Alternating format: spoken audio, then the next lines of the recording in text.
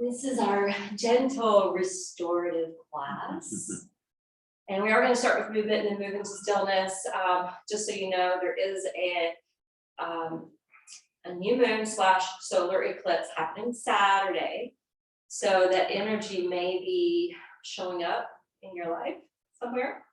I feel like it's showing up for me in the last couple of days. I've been very sentimental. And I've had a lot of memories flooding back to me, and I've been a little weepy. But I didn't cry in the last class, so I think I'll be fine in this one. What I want us to talk about today is how important experience is. And when we're really experiencing something, we're encountering something firsthand, right? So I've heard a lot of people since the pandemic, I've been trying to do these things online, and there's certain people and personalities and situations where online this really works, working from home or not being able to leave the house for whatever reason, this is a way for you to get your experience of yoga.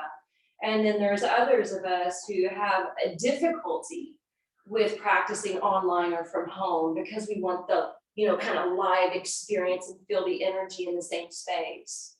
But there's other things like, experiencing things for the first time. I love experiencing things for the first time. A number of years ago, I decided instead of creating New Year's resolutions, I was going to create new experiences. And so the one year I decided I'm going to go to a different place to eat every week, someplace I've never been before. It only lasted about 4 months. By the time April came around, I had dropped it. But that was fun because I had not been in Nashville very long. And then that was making me get out and try these little spots that I'd heard about or kept driving past just to see, well, what's that restaurant like? And what are they known for? And, just to be in the experience of it. So this week, I told you I've been a little sentimental, and I had a sentimental moment last night. Do you guys know Leslie Jordan? He's an actor. He played on Will and Grace. He played on Reba. He's a comedian. He's older. I don't know how old he is, but anyway, he's hilarious. And he's a flamboyant gay guy. And he's just like out there. And he is just a delight to listen to. And during the pandemic, at the very beginning stages where everybody was on lockdown, he decided, out of boredom, really, he wanted to bring smiles to people's faces. Because think about all the fear that was kind of in the air. And he just wanted to make people laugh. And so he created this Instagram account and he posted twice a day. And it was just funny little, things. And it went viral. And he has 6 million followers right now. And he was friends with this guy in the music industry, and this guy in the music industry was son of a preacher man. And they started talking about how they had grown up in the church. And this guy, Leslie Jordan, actually grew up around, he was a military son, and he grew up around Chattanooga. And you can imagine being homosexual, how difficult it was for him. I don't know, maybe late 60s, early 70s. I'm sorry if I'm butchering that. I have no idea. But you can imagine, especially back then, like how hard it probably was for him. But his family was so loving and supportive and accepting of him and really gave him wings to fly, even though he got bullied at school and had a hard time. But anyway, he and this friend in the music industry started talking about church, started talking about gospel songs. And so part of their Instagram thing that they did every Sunday, they did gospel morning or Sunday gospel mornings or something like that. Anyway, they ended up creating an album. And he admits he cannot sing, like he can't sing. And I was just telling Beth and Patty when they came in, I love hearing him sing though, because it's authentic. He doesn't have a singer's voice. He doesn't have the range that most singers have. And he has that twangy country accent. Sounds like he's from the Smoky Mountains. And I love it because it reminds me of the church that I grew up in and the church that my granny went to, because it was a small country church in Viola, Tennessee, a few hours south of here. And the songs that they have on that album are like the traditional gospel songs. And Dolly Parton and Chris Stapleton and Eddie Vedder and Brandy, what's her name? Carlisle? She's on there. There's a bunch of artists on there singing. So you hear their beautiful voices and you hear his funny voice come in. Anyway, he played at the Ryman last night and Rob got to play with me. And I was telling Beth, like hearing these songs in the Ryman, that's called the Mother Church, you know, sitting on those wooden bench pews and hearing gospel music was amazing. And I don't consider myself really religious anymore. I have religious roots. I feel like I'm just more spiritual at this point. But having those religious roots and hearing those songs and in that environment and then seeing my boyfriend play with it, I was crying, like, and laughing hysterically because Leslie was just entertaining. So anyway, that experience last night was bringing up so much emotion, so much memories. And that's what experiences do for us. So I'm encouraging you and pleading with you in a way to keep having life experiences. Don't let what's happening right now stop you from living life. We're here on this earth to live life to the fullest. We are here meant to be co-creators. We are here for meaningful experiences. And with those experiences, we can have our highs and lows, our peaks and our valleys. But life is about contrast. So I want you to be in the experience of yoga. And the experience of yoga takes us to the state of yoga. So be in the experience of the feel that you get in your body. Be in the experience of the effect that the breath has upon your mind and body. And be in the experience of how this practice taps you back into your heart and soul. Because that's the whole point of being here. All right, let's start sitting upright. Feel free to sit on a bolster or block. And if you feel good on the floor, that's okay too. Have your hands, palms resting down on your lap. Close your eyes. And sit, breathe. And as you're sitting and breathing, I want you to follow your in-breath up into the heart and lift through the crown of the head. And as you exhale, follow the breath down through the spine and ground into your seat. Every time you inhale, feel the energy drawing up the heart, mind.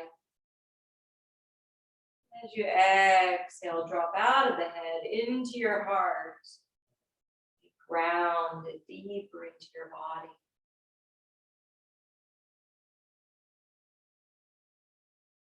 As you're sitting and breathing in a diaphragmatic way, in and out through the nose, notice there's a light, springy action.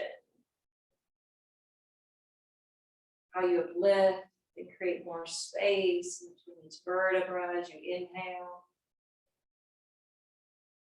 Notice how you slightly collapse and settle on your exhale.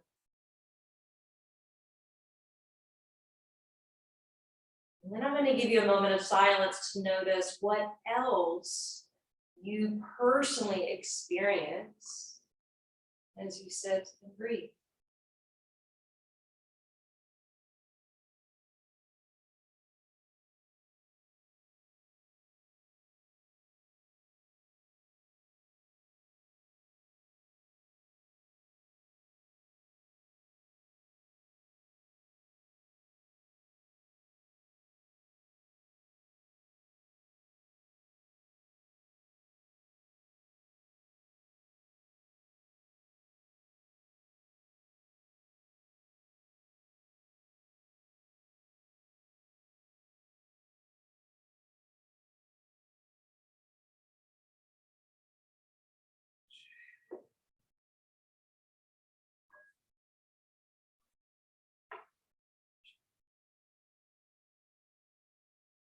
open up the eyes. We're going to come away from the bolster if you're sitting on it. Slide it away. We'll use that later. And have your blanket up underneath your knees. Set up for a tabletop position. And we're going to go ahead and move into a cat-cow just to bring in a little flexibility to the spine. So as you inhale, create the saddle in your back and lift the head and the heart, straightening out through the arms. And as you exhale, drive the tailbone down, zip the navel in and up, and bow the head, chin to chest. Inhale, opening the front of the body. And exhale, flexing and contracting the front of the body. And just move and sync with your breath.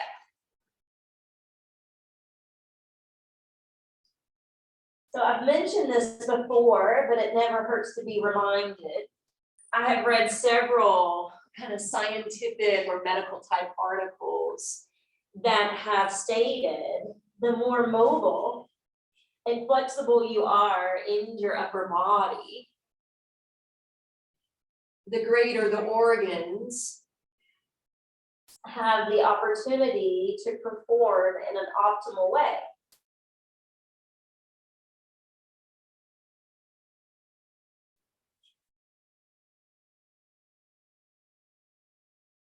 After your next cat stretch back, go ahead and walk the hands in and come up to standing Tajasana.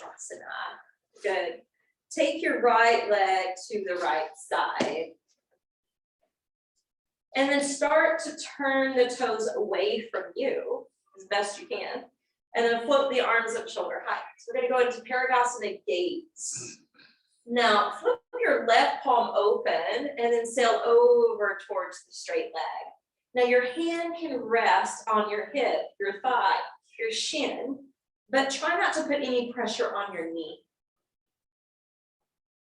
Your arm can go straight up or it can come alongside your ear, dependent on how it feels physically and how well you can breathe.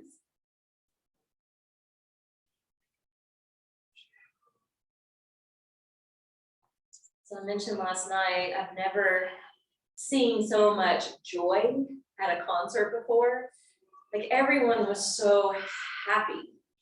There was so much laughter. And when I first started yoga, we would say, we're coming to drink the joy juice. And the affirmation for this pose, it brings up joy. So feel free to affirm mentally within it. Waves of joy are surging upward in my spine. As you inhale, come back up. Let the arm go. Slide the foot in just a couple inches. Turn the toes at more 90-degree angle and then lunge the knee. So when you lunge the knee, take your hands to your hips. All right, we're going to pulse here. Inhale, you're not fully straightening the leg, you're just slightly straightening. And then as you exhale, you lunge the knee. All right, we're just going to go back and forth. Inhale with a slight straightening and exhale, lunging the knee, right? We're just opening up that hip. All right, this time we're going to stay in that lunge. Roll open through that outer thigh. See if you can see your big toe and then float the arms up to Warrior Two variation. From this Warrior Two variation, you can keep your chin aligned with your chest, or you're more than welcome to turn to gaze towards the right fingertips. As you exhale, we're going to land the elbow to the knee and take that free hand back up towards the ceiling. And then press your arm into that leg and see if you can roll open a little bit more through your heart center. Good. This is like a modified side angle. One more breath. Really push down through that foot, so it's not just about stretching the hip. You're also strengthening your hamstrings here. Adding in that weight bearing on that side. And then inhale, gently bring it back up. Good. Now straighten out the leg again, but turn the toes more in my direction. You're gonna lower down to your left palm. And then this shin might need to move a little bit. So it's okay to kick the heel in. That feels better for me actually right now. This time the right arm is splayed up. And you can be on fist, fingertips, palm, or block, yes. If the shoulder feels like it's getting too much activity, you can always bring the hand to the hips. That's a great modification, right? All right, from here, we're gonna try to strengthen the hip. We're gonna elevate the leg, flex that foot. Spread open through the toes. And now make sure there's space for the diaphragm muscle. Sometimes we can start to contract, but we actually want it to stay nice and open. Good, sink the foot down. Take the arm overhead, C-curve the arm. And again, you don't have to with the shoulder. The hand can stay on the hip if need be, but you are trying to lift through your side ribs.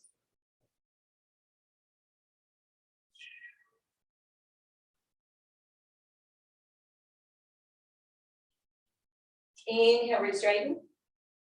All right, exhale, you're gonna pick up that foot. And you're gonna draw that knee and elbow towards each other. Good, inhale, place the foot back down, stretch out through that top arm. Exhale, flex, side obliques. Good, inhale, extend. Good, exhale, last one. Inhale, extend. Good, now bring that hand down. Walk it back around in front. When you walk it back around in front, we're going to twist open to stargazer. So I mentioned we have a new moon solar eclipse coming up this weekend. I have not checked to see if that is visual from Tennessee yet. So I'm not sure. You can research that if you're interested. Exhale, bring that hand down. Okay, when you bring that hand down, make sure you're really pushing down through your hands, straightening and providing structure with your arms, hugging the navel in, and really push down through the right foot. Engage the muscles to hug to the bone in that extended leg. All right, on your exhalation, see if you can drop back towards your heel. Some of you may need to be on Sphinx arms. Some of you might be able to slide the arms out, folding like an extended child's position, perhaps. Depends on the knee, depends on the ankle, depends on the inner thigh and hamstrings of the straight leg.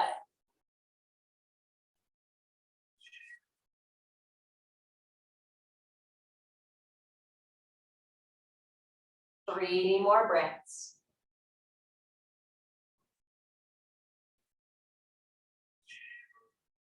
Then inhale, rock back up. Good. Lower that knee. Go ahead and come on up. All right, we're going to extend the left leg. Turn the toes out. Was anybody sore after? Well, I should have asked Blissful, because it really came from Blissful. We did a lot of standing splits Monday. I was so sore. Lift your arms up. We're going to start with gate pose. Flip your right hand open and teeter over to the straight leg. So it's okay for the hand to be somewhat around the knee, just no pressure on the knee. Affirming waves of joy surge upward in my spine. Think of all the joyous experiences you've gained thus far in your life. And if you feel like the joy has been sucked out of your life, remember that we're co-creators and we're partly responsible. So we can bring it back. Inhale, draw up. Good, exhale, relax the arm. Slide the foot in, turn the toes out. Plunge the knee. Hands to the hips. All right, instead of leaning forward, try to keep your side body with equanimity. We're going to do that little pulsing. It doesn't have to be fully straight on the inhale. but you're sinking back to the pelvic floor on your exhale.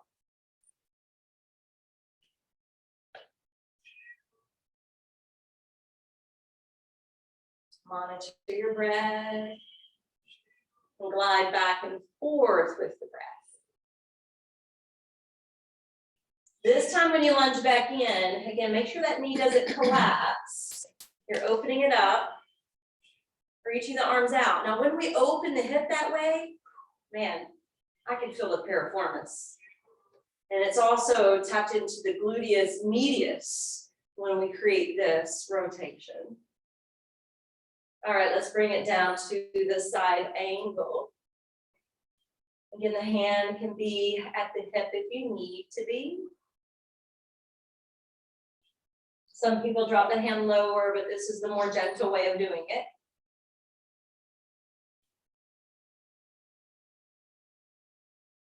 I am becoming a fountain of boundless energy and strength.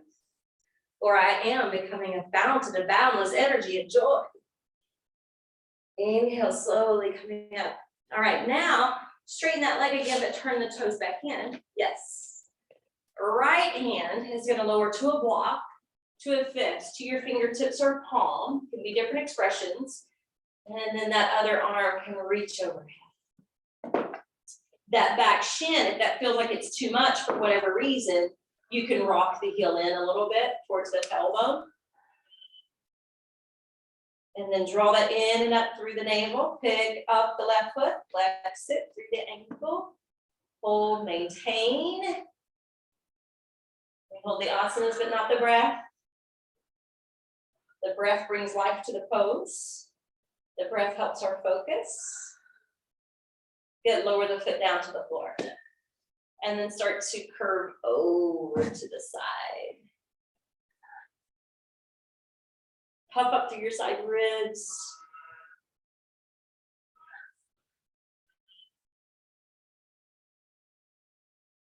Let the head go. And then slowly drape that top arm over towards the floor. Casually walk back to center. Maybe shifting that right foot back behind you again. If you had altered it before. Station down with your back shin and foot and ankle. Station down with your left foot. And then take stargazer pose. Rotating to the other side. Remembering twists are so helpful for digestion and for the solar plexus. It's not just about what we're digesting, processing, and assimilating with food. It's with our experiences.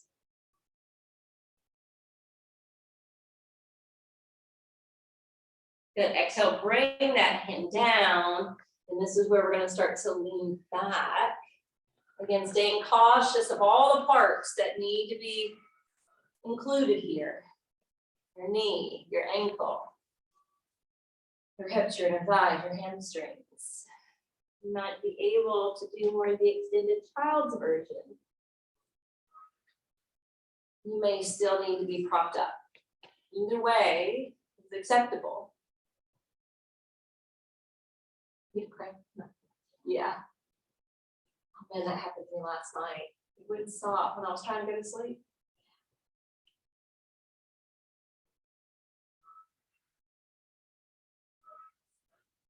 Good. On your next in breath, let's go ahead and rock back up. When you rock back up, lower that knee to the blanket. Step your hands a baby step more forward. Curl your toes under. Take downward facing dog.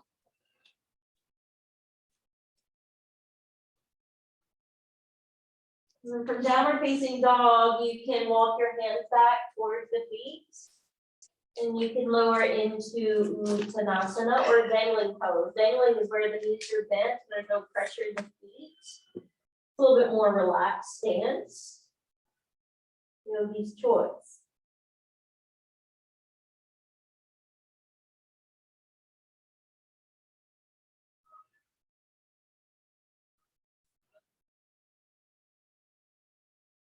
Let's take 5 complete breaths here.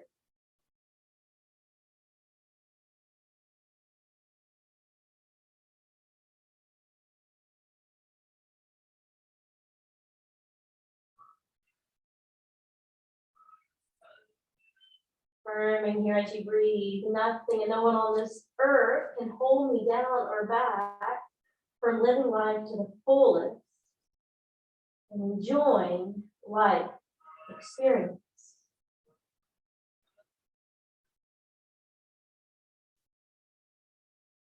Now gently come back down to the floor.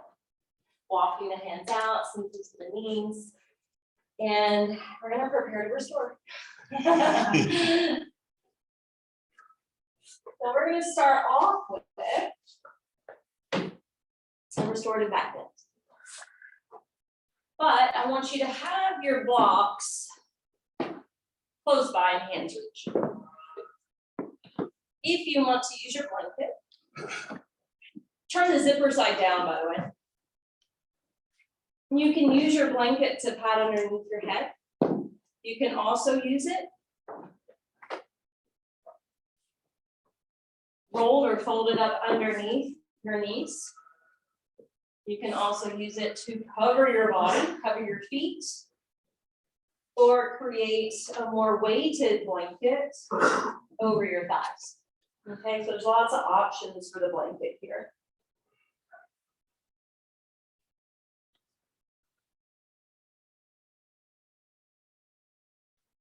And your arms open, palms facing the ceiling. Close your eyes.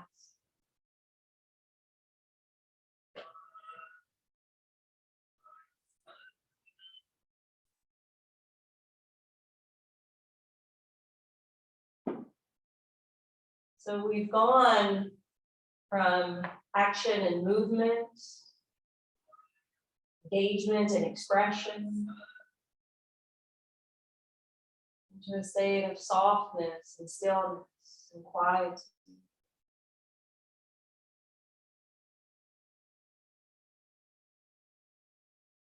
It may take you a moment or a few rounds of breath to really feel that shift and to give in to this mode of relaxation.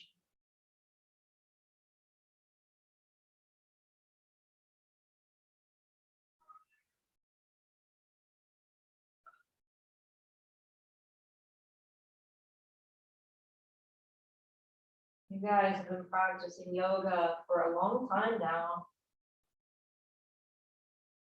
You have all these different tools and techniques to put into play to help you to clear and open the mind. Maybe it's just being present and listening to the sounds in the space. Perhaps it's watching or controlling the breath.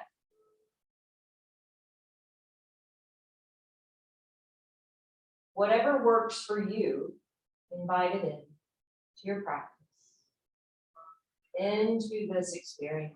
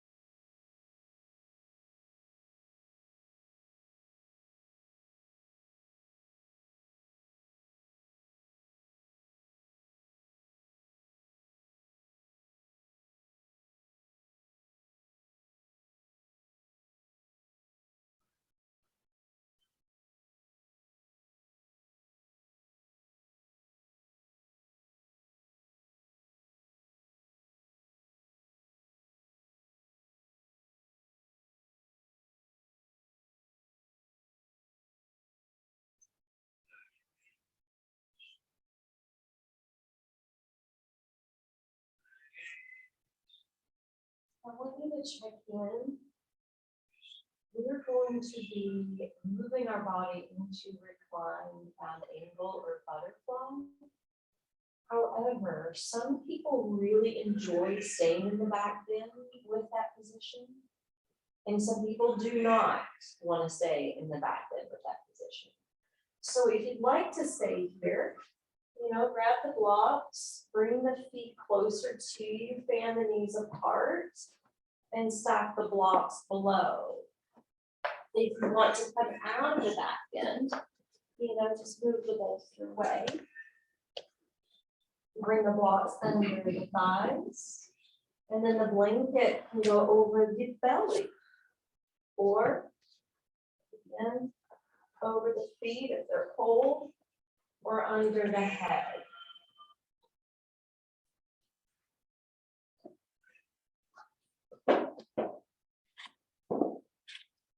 Take your time. The hardest part about restorative yoga is usually the setup.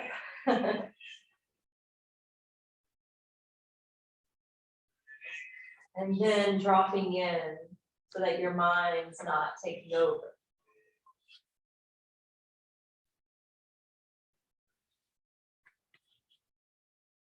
So since about March, I guess, I've been going to Green Hills once a week to get AccuDetox. And it's been helping my menopause symptoms. And it's also gifting me, 45 minutes to an hour of Shavasana. But I asked Anne yesterday, because there's only 5 needles that are put into the ear. And I said, how is it that I don't have to, usually in Shavasana or restorative pose, you usually have to use a technique to kind of settle in and get into that state, that yogic state. And I'm like, at detox, you just get in it automatically. And she said, one of those needles goes to the parasympathetic nervous system. And when that kicks in, right, you go right into that rest and digest state. And so I noticed the experience was different between Shavasana and the AccuDetox. It's important that we play a part in the experiences instead of just being the observer. So yes, we are observing the mind, we are observing the body's feedback, we're observing what we're feeling and how we're breathing. But be in the full experience of it. And try to breathe your way into a state of bliss.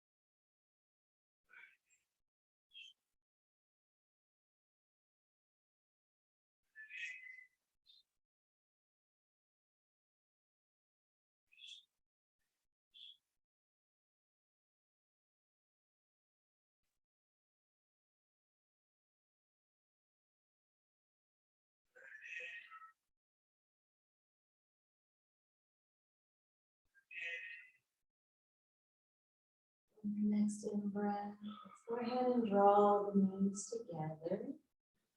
And just tuck them in for a brief moment. Giving some length to the low back. Feel free to add a movement if you prefer.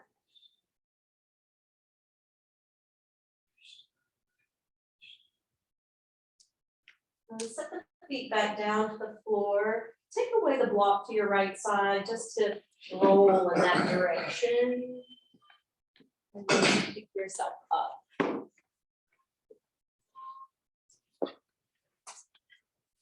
Got one more restorative pose.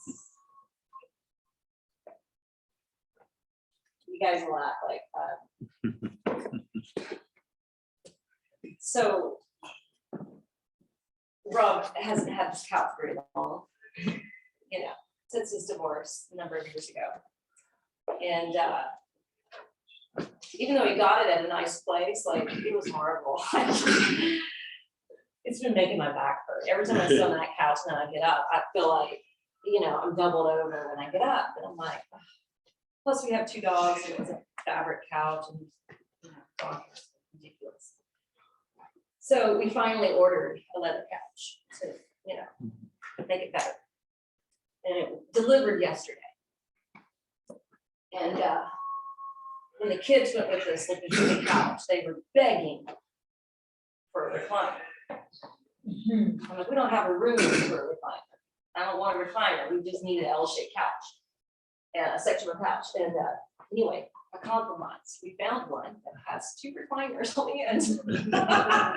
So, in honor of our new couch, we're gonna use this pose as a recliner. And again, you can use that blanket however you prefer. Under the knees or over the body. Is this comfortable? Okay.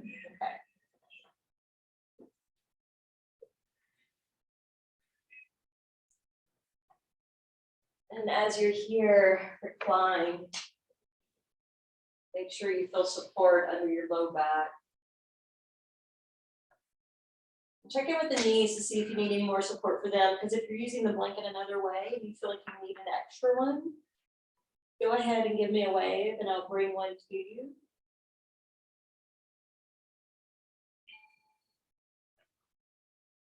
I'm gonna dim the lights.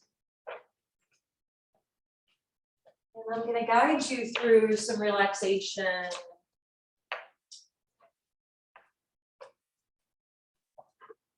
Tips. We're gonna begin relaxing the body from the feet up to the face.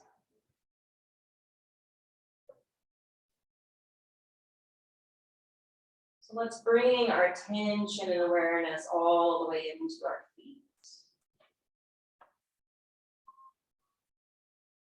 Soften all 10 toes.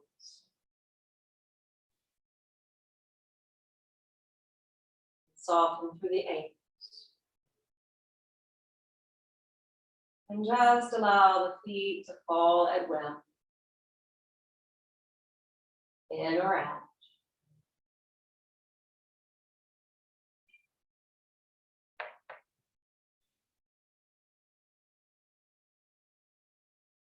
Once you relax the feet, bring that same attentive nature up into your calves and shins.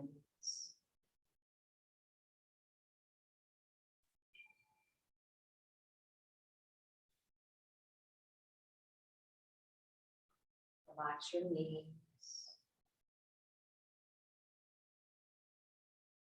We're going to take a moment with our thighs.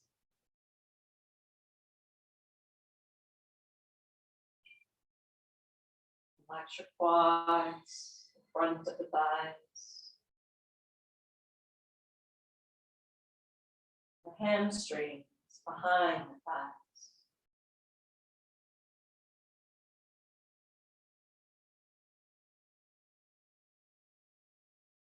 Soften the inseam and the outseam of your thighs.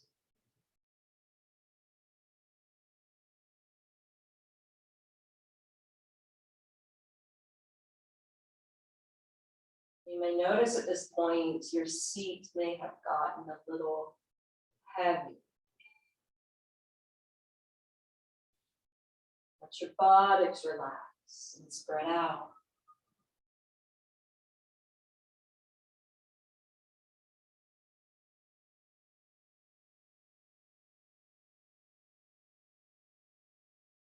And bring the attention from the tailbone region up through the vertebrae. Feeling the support and releasing into the support of the bolster.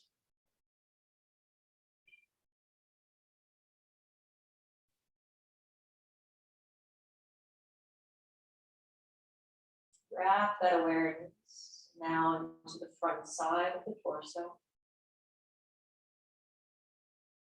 Ensure you're not gripping or holding in your abdomen.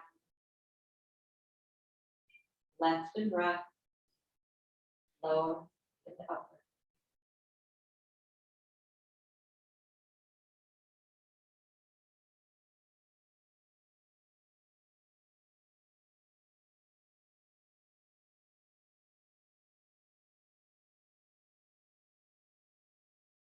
Soften your ribs, your chest, left side and right side.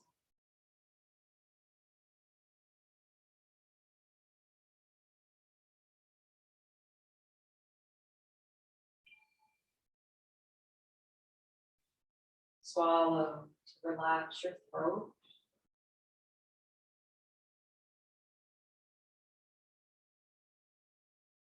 Slightly, ever so slightly, part your lips.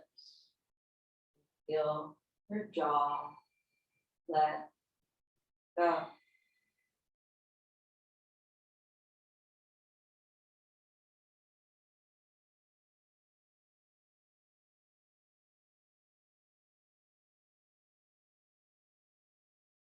Soften the flesh surrounding your eyes, in between.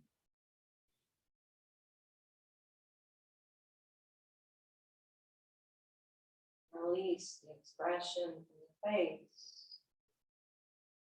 Let it neutralize.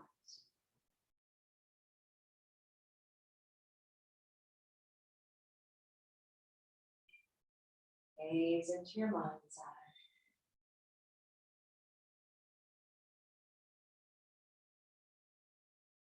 Stay in an awakened and alert state.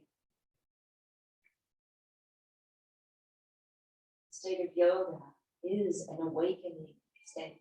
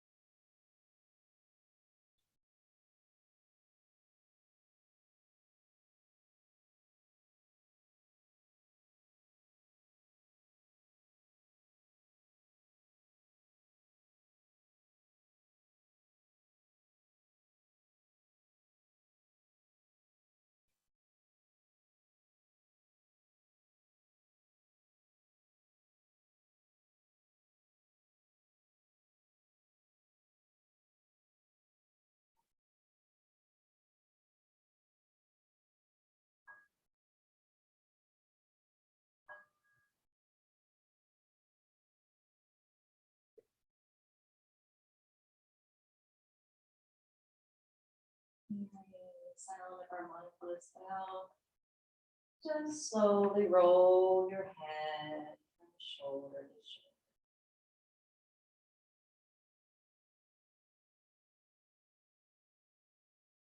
And bring the head to center. Look at the fingers, maybe point and flex the feet.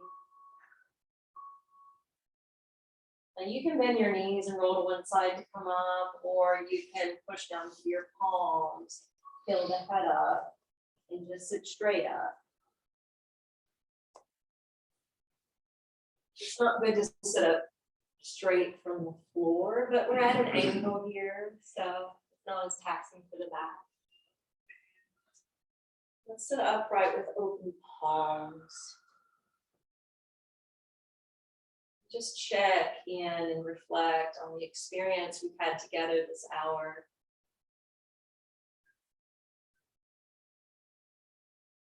You may not even know yet what the full result is from the practice, but you may already notice a difference. The challenge before us is to try to maintain this state of yoga through the other experiences we have today.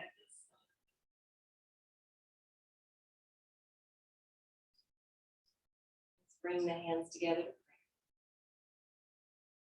The light and the love within me honors and respectfully bows to the same within each of you. Namaste. Namaste.